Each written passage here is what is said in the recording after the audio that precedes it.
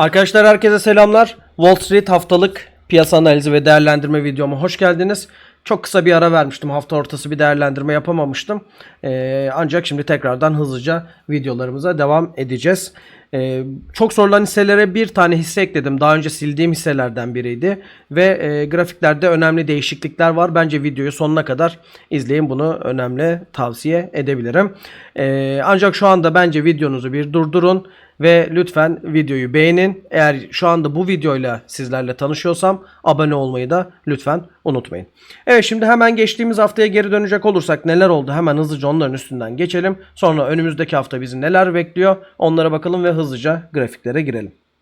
Biliyorsunuz geçtiğimiz hafta önemli veriler vardı. Gayri safi yurt içi hasıla beklentinin de üstünde geldi ve resesyon bekleyenleri yine aslında üzdü diyebiliriz. PCE beklenti dahilinde geldi. Ancak zaten beklenti yüksekti. Acaba biraz PCE yani çekirdek kişisel tüketim giderleri fiyat endeksi biraz geri gelir mi diye bekliyorduk. Ancak bu gelmedi. Piyasadaki satışın da aslında nedenlerinden ufak biri de buydu diyebiliriz. Sonrasında neler yaşadık geçtiğimiz hafta? Geçtiğimiz hafta biliyorsunuz Trump Fed Guvernörü Cook'u kovdu. Kovmasının sebebi de kendi mortgage kredisiyle ilgili bir usulsüzlük yaptığıyla ilgili bir iddia idi. Çünkü zaten Fed Guvernörünü başka şekilde yani verdiği kararlarla, işiyle ilgili kararlarda kovamıyorsunuz. Bu nedenle Trump bu şekilde kendi kişisel işleriyle ilgili yapmış olduğu bir davayı bularak burada bir usulsüzlük tespit ettiğini ve bu nedenle kovduğunu açıkladı. Bakalım bu süreç nasıl devam ediyor olacak, onu da izleyeceğiz. Aslında geçtiğimiz haftanın en önemli konusu piyasa kapanışından sonra geldi. Amerika Birleşik Devletleri Temiz Mahkemesi gümrük tarifelerinin yasa dışı olduğunu iddia ederek ve bu tarifeleri iptal ettiğini duyurdu. Ancak tabi bu yüksek mahkemeye gidecektir bu konu. Nihai bir karar yok burada şu anda. Ekim'e kadar zaten Trump'a bir süre verildi savunma yapması için. Sonrasında yüksek mahkeme bu konuya nihai kararı verecektir. Ancak Trump'ın eli genel anlamda yüksek mahkemede güçlü olduğu için ben buradan çok bir sonuç çıkacağını düşünmüyorum. Ancak Ekim-Kasım aylarına kadar bu konu gündemde kalacaktır gibi görünüyor. Evet, önümüzdeki hafta bizi neler bekliyor? Hemen ona bakalım. Önümüzdeki haftanın verilerinde önemli olan konular işsizlik ve tarım dışı istihdam, yani istihdam üzerine kurulu, yani önemli veriler bizi bekliyor. Biliyorsunuz Fed Başkanı Powell istihdama ve işsizliğe çok önem veriyor. Bu konuda artık yani Eylül'deki faiz indirimi neredeyse garanti ama bu verilerde de çok önemli sapmaların olmaması gerekiyor. Bunu takip edeceğiz. 1 Eylül pazartesi günü işçi bayramı var. Bu nedenle herhangi bir veri gelmeyecek. Borsalarda biliyorsunuz kapalı. Sadece birkaç vadeli endeks belli saatlerde işlem görüyor olacak. Salı günü üretim PMI'ları var. Çarşamba günü iş imkanları ve personel değişim oranı var. Perşembe günü bizler için çok önemli. ADP tarım dışı istihdam verisi geliyor. İşsizlik haklarından yararlanma başvuruları, hizmet satın alma müdürleri endeksi geliyor olacak Perşembe günü. Cuma ise tarım dışı istihdam ve işsizlik oranı günü. Aslında haftanın orta ve sonuna doğru önemli verileri karşılıyor olacağız. Peki önümüzdeki hafta bilançolar neler? Onlara bakalım, önemli bilançolara. Pazartesi günü işçi bayramı olduğu için herhangi bir bilanço gelmeyecek. Salı günü açılış öncesinde NIO'nun, kapanış sonrasında da Zscaler'ın bilançosu gelecek. Çarşamba günü kapanış sonrasında Salesforce ve Credo'nun önemli görebileceğim burada bilançoları geliyor olacak. Perşembe günü kapanış sonrasında Broadcom'un ve Lululemon'un geliyor. Cuma günü de açılış öncesinde ABM'in bilançosunu karşılıyor olacağız. Evet, şimdi hemen grafiklerimize başlayalım isterseniz. Nasdaq 100 grafiğimizde başlayalım. Nasdaq 100 grafiğimizde şurada kısadaki yükselen kanaldan çok bahsetmiştik. Burada bazı trapler oldu, tekrar içine attı. Düşeni kırdı ancak Cuma günü biraz piyasanın bu çalkalanması, işte haberler dolayısıyla, bir de 1 Eylül'deki Labor Day'de kapalı olması nedeniyle biraz kar satışları oldu diyebiliriz. Kritik noktada mı kapattı? Çok kritik bir nokta değil bence. Yani bu yükselen kanal altında hemen bir kapanış geldi ama şurada kırmış olduğu düşene de bir teyit anlamında tam bu noktaya dokundu. Biz ne zaman korkmalıyız endeksten? Birincisi, şu anda çok korkulacak bir durum olduğunu düşünmüyorum. Çünkü 50 günlük ortalamanın üstündeyiz.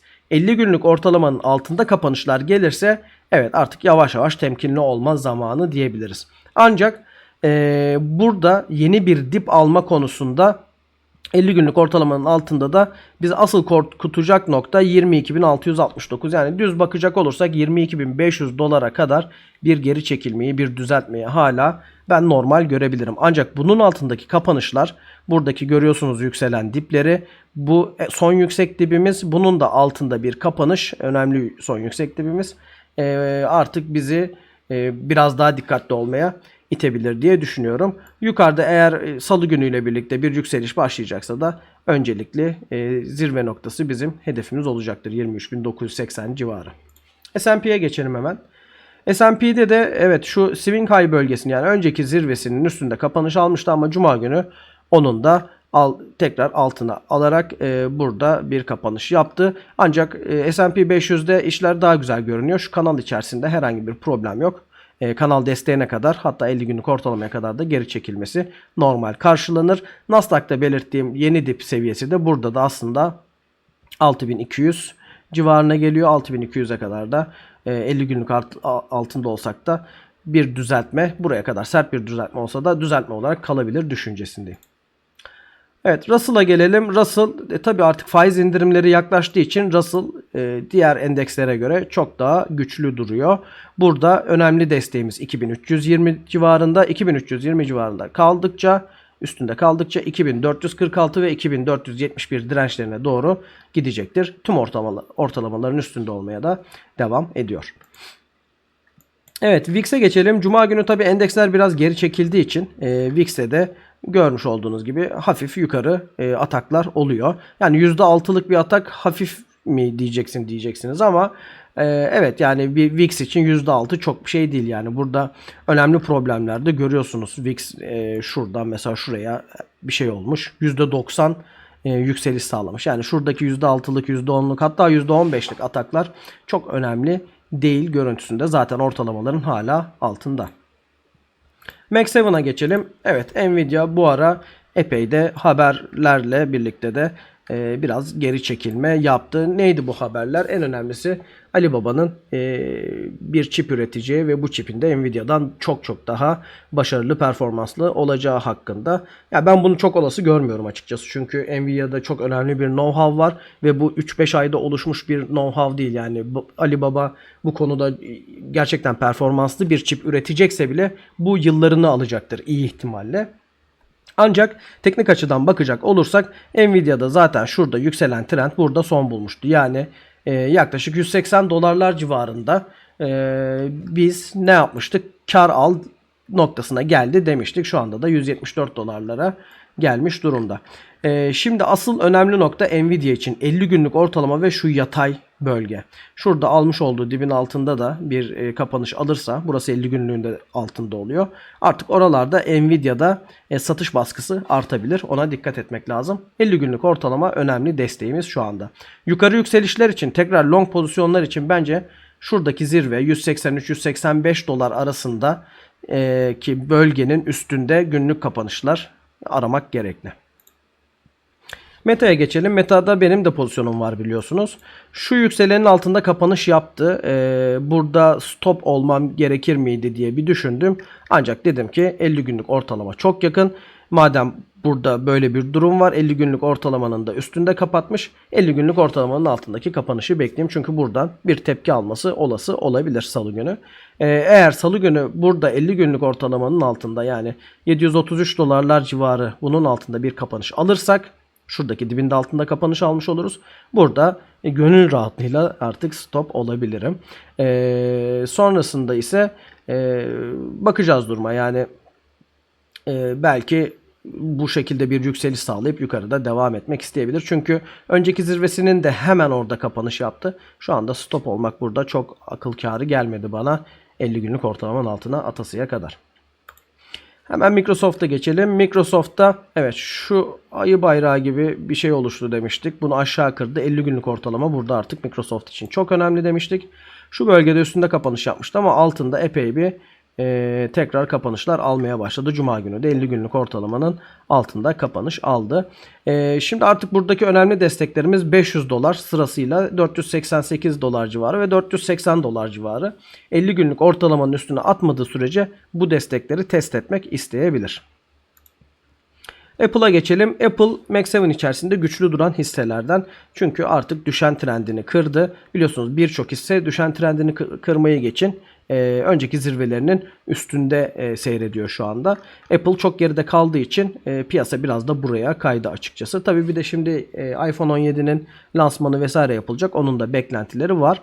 200 günlük ortalamanın üstünde Apple şu anda sürülebilir durumda, bir problem görünmüyor. 50 günlük ortalamada geliyor. Muhtemelen bir 5-6 gün sonrasında bir Golden Cross'ta konuşuyor olabiliriz. Bir sonraki videolarımızda bir Golden Cross'ta konuşuyor olabiliriz. Burada önemli direncimiz öncelikle 235-237 dolar aralığı. Bunun üstünde kapanışlarda gelirse 247 dolara doğru yol almak isteyebilir. Google'a geçelim hemen. Google'da en önemli noktamız 207 dolar demiştik artık. Çünkü zirve noktasıydı. Bunun üstü ya da bunun altı olarak pozisyonlar devam edilmeli diye konuşmuştuk. Şurada bir yükselmiş. Altında bir kapanış yapmış. Şurada hoş kapanış da yapmamış. Burada yükseldikten sonra hep üstünde kapanışlar yapmış. Yani aslında burada tekrar bir 208 dolarda bir long pozisyonuna girilebilirmiş. 207 dolar stoplu olarak, yani stopu da çok yakın. Kapanış da yapmamış ve şu anda pozisyon devam ediyor. Yani şuradan bakacak olursak birkaç günde %3 yükselmiş bile diyebiliriz. Evet, buradaki pozisyonlar 207 dolar stoplu olacak şekilde devam edilebilir şu anda. Amazon'a geçelim. Amazon'da şu şekilde bir sıkışma var. Buradaki desteğini görüyorsunuz. Bütün ortalamaların üstünde. Şurada kısa bir düşen oluşturdu. Artık bu bölgenin üstünde, yani 233 dolar diyelim biz buna yine. 233 doların üstündeki kapanışlar da 242 dolar civarı olan önceki zirvesine gitmek isteyebilir. Sonrasında da Google'daki gibi bu bölgenin üstünde ya da altında olarak değerlendirmek gerekecek. Tesla'ya geçelim. Tesla'da evet, 200 günlük ortalamaya Cuma günü neredeyse geri geldi. Buradaki tepkileri ölçmek gerekecek. Çünkü burada bir düşeni kırdık. Üstünde kapanışlar yapmıştık.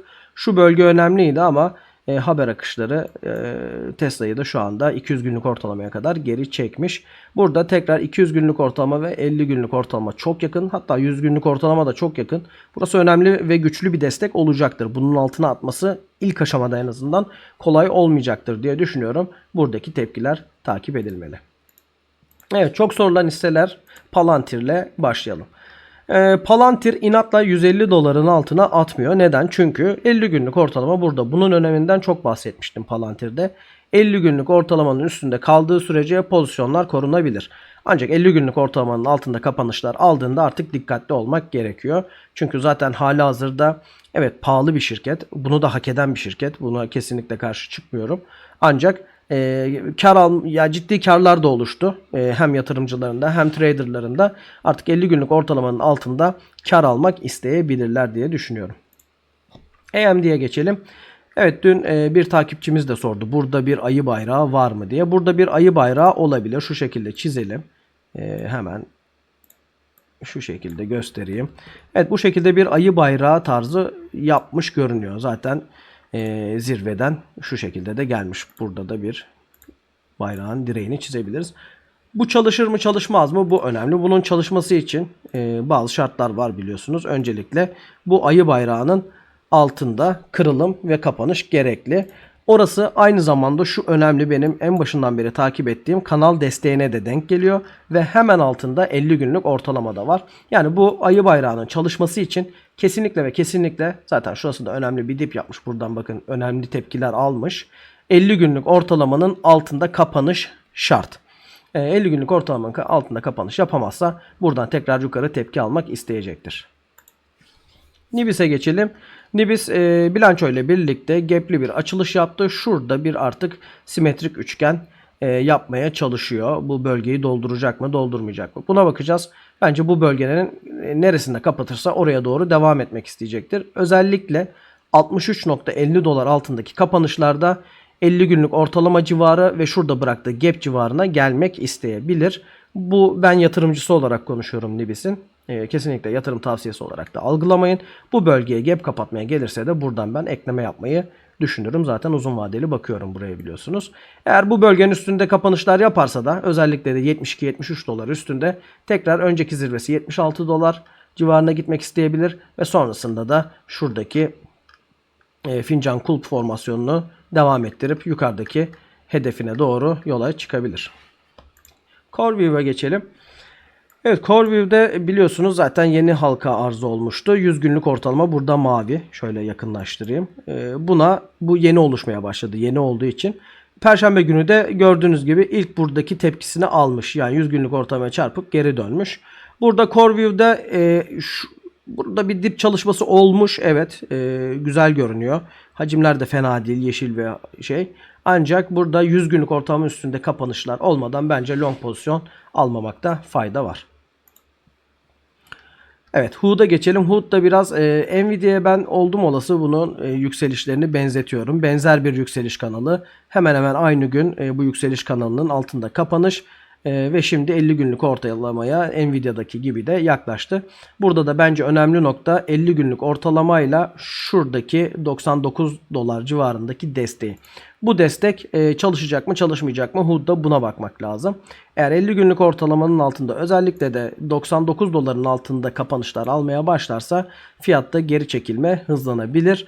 Burada tekrar long pozisyona girmek için bence önceki zirve, bakın burada 1, 2, 3, 4 kere buradan red yemiş aynı noktada. Yani bu nokta önemli bir nokta, önemli bir direnç olmuş. Artık bu noktanın üstündeki kapanışlarda bence tekrar bir long pozisyon açılmalı, o zamana kadar beklenmeli. SOFA'ya geçelim. SOFA'da bu 25 dolara tekrar gelir buranın üstünde kapatırsa demiştik. O da geldi. 25 doların da üstünde şu anda bir konsolide bölgesi yapmış durumda. Ortalamalardan biraz uzaklaştı ama şu anda talepte bir problem yok.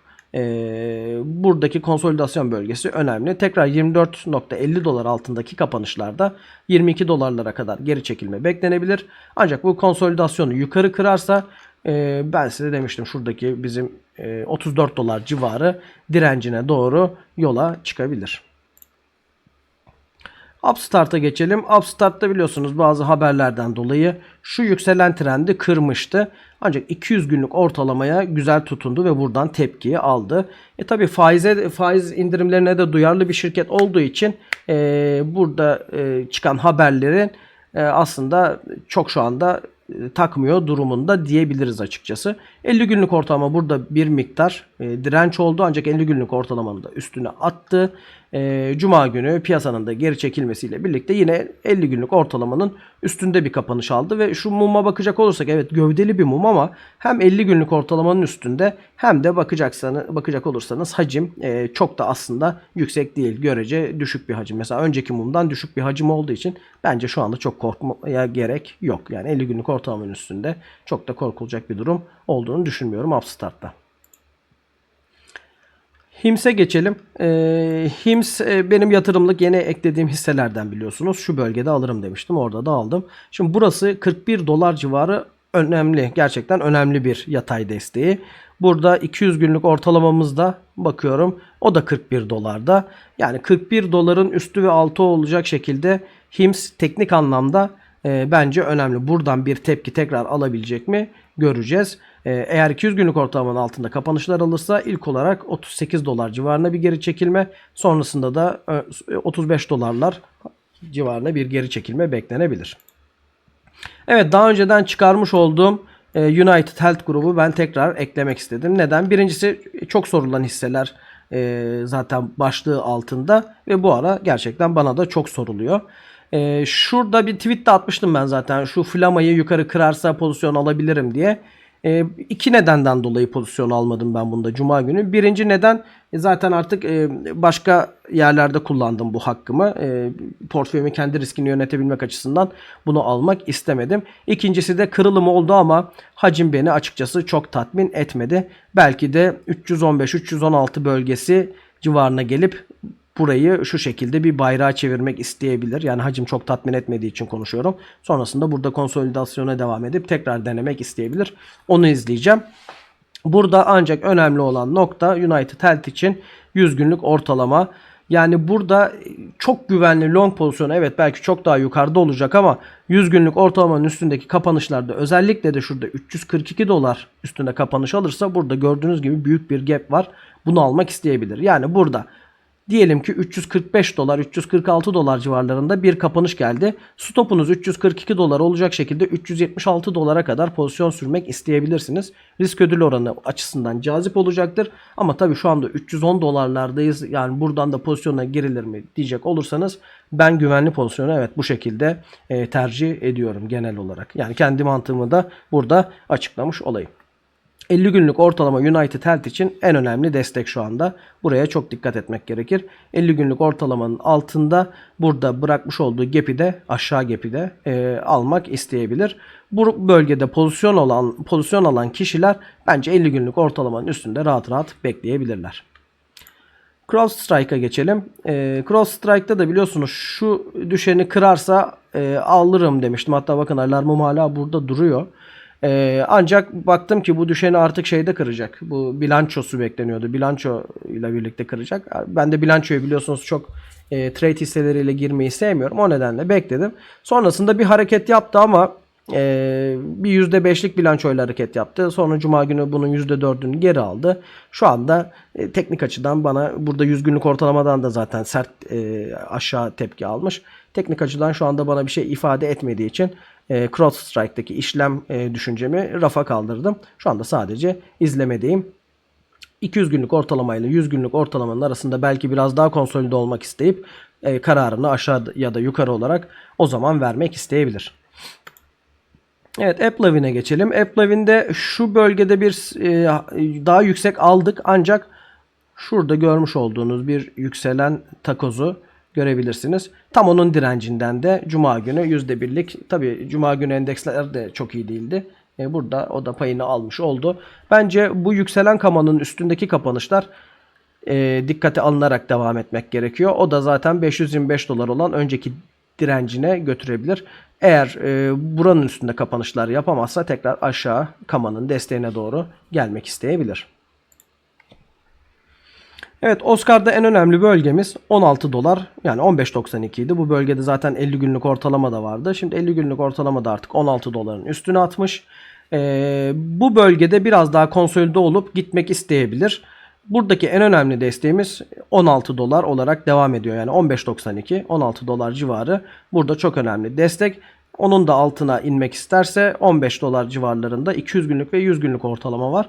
Burası şu anda majör desteği diyebiliriz. Çünkü gördüğünüz gibi bu ortalamaları da altına kırmak çok kolay olmayacaktır. İlk aşamada ekstra bir haber vesaire tabi gelmezse Oscar için biliyorsunuz Oscar'la ilgili beklentiler var. Bir haberle de çok farklı yerlere hem yukarı hem aşağı anlamında gidebilir. Bu riskleri bilerek pozisyon almak gerekiyor. Limonade'e geçelim. Aslında şurada fena bir bayrak yapmıyordu ancak bunu aşağıya kırdı. Önceki zirvesinin de altında kapanışlar almaya başladı. Bu iyi değil.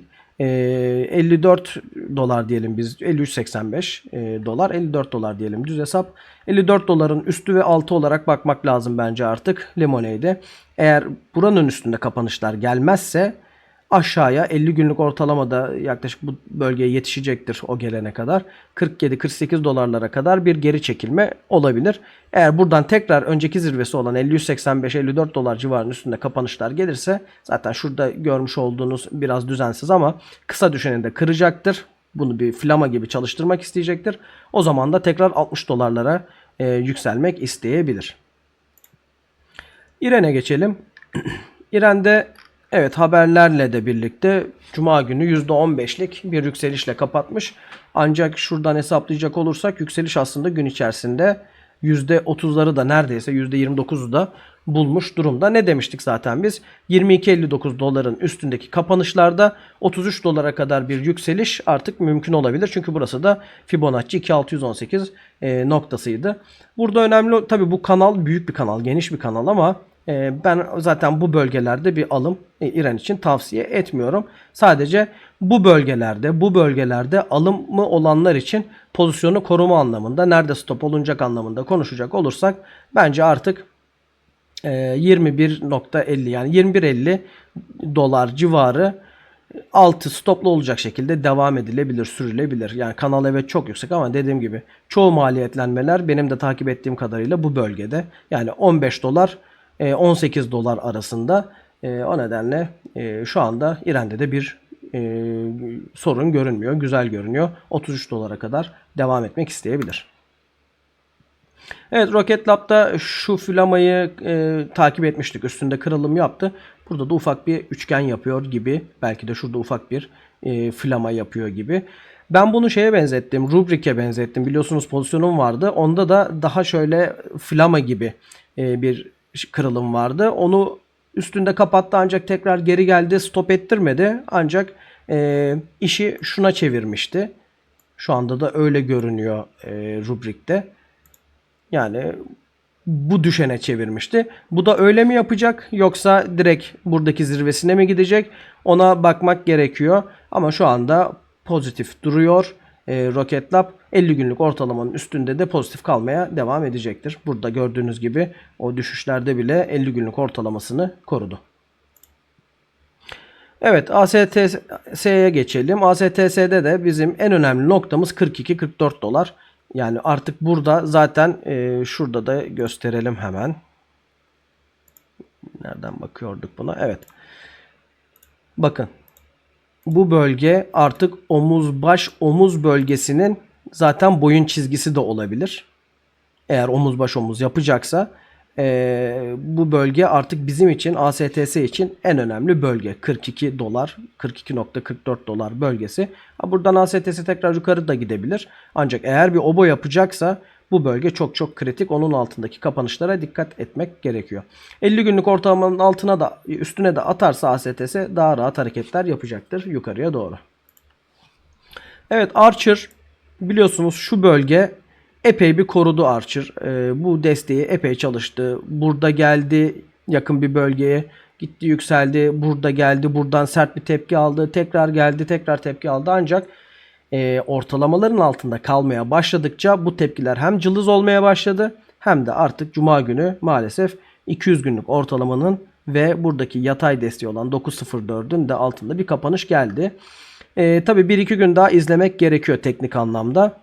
Ancak 200 günlük ortalamanın altındaki kapanışlar ne kadar artarsa satış baskısı da o kadar artacaktır ve 8 dolara kadar bir geri çekilme olabilir. Eğer bu bölgenin de altında kapanışlar gelirse 6.65 dolara kadar bir geri çekilme olabilir. Ben biliyorsunuz bu bölgede satmıştım. 13.50'lerde mi ne satmıştım dediğim kar almıştım ve sıfır maliyete çekmiştim. Şu anda benim için bir korkutucu bir durum yok. Zaten sıfır maliyetliyim. Ancak uygun yerler gelirse artık buralar özellikle ya da buralar, yani şu anda çok mümkün mü bilmiyorum ama bir ayı piyasasına girmemiz lazım buraların gelmesi için. Gelirse buralardan güzel ekleme fırsatları verir bana. Zeta'ya geçelim. Zeta'da da evet güzel görünüyor tekniğimiz. Bu düşeni zaten kırmıştık. Burada da bir flama yaptık gibi kırdı. Üstünde şu anda birkaç gün kaldı yatayda. Gördüğünüz gibi burada Golden Cross da geliyor. Yasalıya çarşamba günü bir Golden Cross da göreceğiz gibi.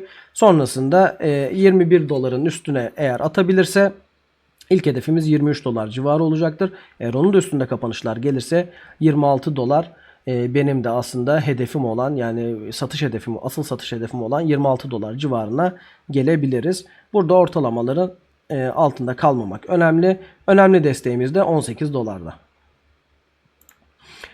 Evet, değerli metallere geçelim. Değerli metallerde önemli değişiklikler var. Bununla ilgili size tweette atmıştım. Ne demiştim? Buradaki konsolidasyon bölgesi uzun süredir konsolide oluyor. Uzun süredir konsolide olan kırılımları çok severim. Çünkü ne kadar uzun konsolide olursa ondan sonraki tepkileri de genelde, tabii ki yanılabiliriz, genelde sert ve uzun oluyor. Cuma günü gördüğünüz gibi burada artık bu bölgenin üstünde kapanış geldi. Ne demiştim zaten?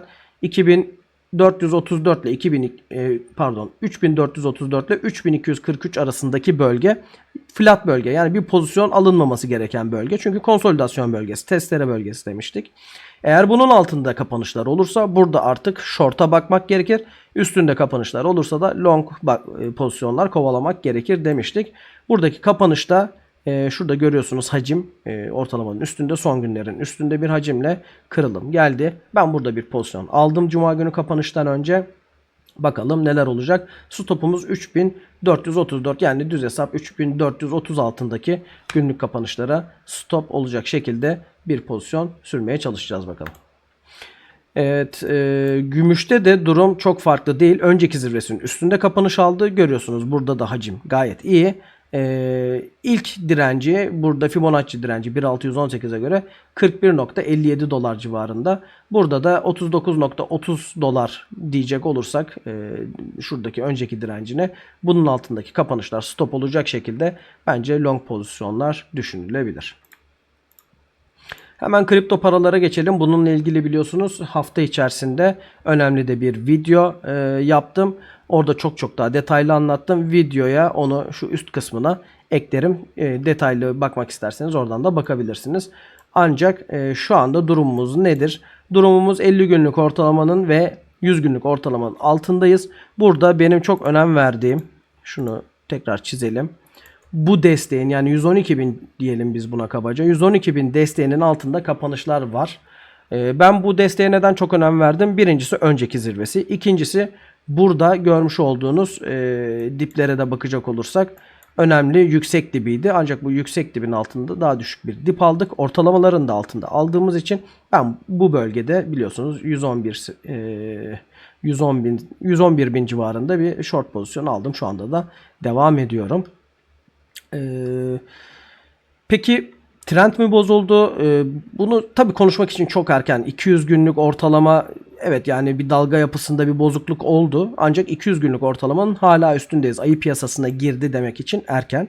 Ancak 200 günlük ortalamadaki tepkilere bakacağız. Bunun altında kapanışlar gelirse Bitcoin için tehlike çanları daha da artabilir. Buradan geri dönüşlerde tekrar long pozisyonlar için bence artık kesinlikle zirve üstü kapanışlar beklemek lazım. Çünkü burada bir tepemiz var. Buradaki tepeden çok ciddi, bakın, son zamanların en güçlü hacmi ile ret yedi. Bu önemli. 123.350 civarı üstündeki kapanışlarda tekrar boğalar gelebilir. Long pozisyona geçilebilir. Ancak şu anda öyle bir durum söz konusu değil. Ethereum'a geçelim. Ethereum Bitcoin'e nazaran daha güçlü. Evet, burada da belki önceki tepesinin üstünde kapanışlar yapamadı. Ancak buradaki dibin altında da kapanışlar henüz olmadı. Ve bütün ortalamaların, önemli ortalamaların üstünde fiyat seyrediyor. Ne demiştim ben? Şu kısa yükselenin altındaki kapanış, özellikle de burada 4330 altındaki kapanışlarda bir short pozisyon düşünülebilir demiştim. Birincisi zaten orada hiç kapanış yapmadı. O nedenle almadım. İkincisi, bu fikrimden sonrasında vazgeçtim. O bahsettiğim videoda da açıkladım nedenini. Çünkü buradaki dibin altında bir kapanış yok. Hala ciddi anlamda boğa piyasasında olduğunu düşünüyorum Ethereum'un. Ve 50 günlük ortalamanın da üstünde burada short açmak çok da mantıklı olmayacaktı. Bu nedenle bu fikrimden de vazgeçtim. Evet arkadaşlar, sanırım biraz uzun bir video oldu. Süresine bakmadım henüz, ancak bence önemli bir video oldu. Çok sorulan hisselere bir eklememiz oldu. Epey değişen grafik var. Bence mutlaka videoyu geri sarıp da izlemeniz gerekebilir. Sizlerden tekrardan beklediğim, biliyorsunuz, abone olmadıysanız lütfen abone olun ve beğenileri arttırın. Çünkü beğeniler bizler için çok önemli. Hem daha fazla kişinin izlemesi için videolarımı, hem de bana motivasyon amacıyla. Sizlere çok teşekkür ediyorum. Bir sonraki videoda görüşmek üzere.